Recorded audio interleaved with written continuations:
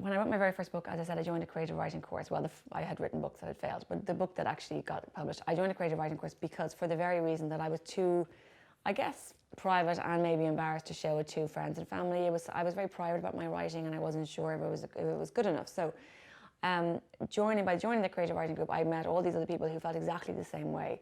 And so, the first time I had to give them a chapter, I nearly passed out. I found it really, really awkward.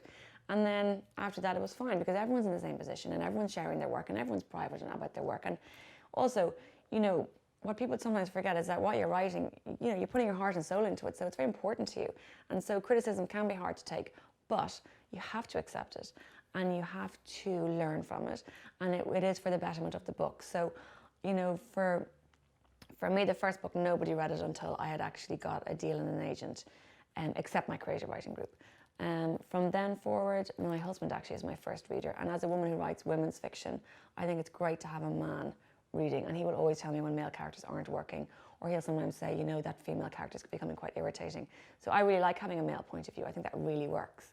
So he is probably the first person to read my books now. But starting out, creative writing group. I couldn't encourage anyone more to join a creative writing group. I think it's the best thing you can do. It is important to remember that it is best not done alone. You need help. And there are all sorts of different kinds of help. A lot of people are in writers' groups, which they will often find through libraries. Providing it's a writers' group that concentrates on people reading their work aloud, but does not tolerate Maoist self-criticism, does not destroy the work that is brought to the other members by the participants. Providing that doesn't happen, providing it's a nurturing environment, I think that's a very, very good thing, because it means that you can read your work out in public. Why would you want to read your work out in public? Because there is no quicker way to find out whether something is working or not than to read it, or a bit of it.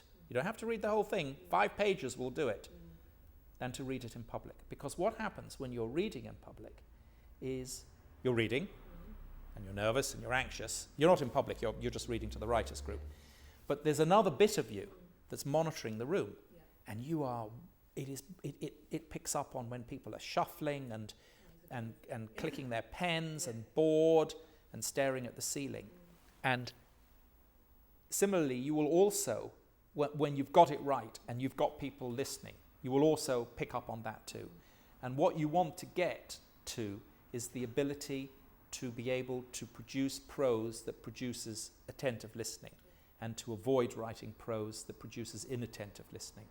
And by joining a writers' group and going through the ordeal of reading your work out to these other people, you will get to that place much more quickly than you will if you just do it on your own in your room. You will, if it's a good writing group, people will say things that are useful.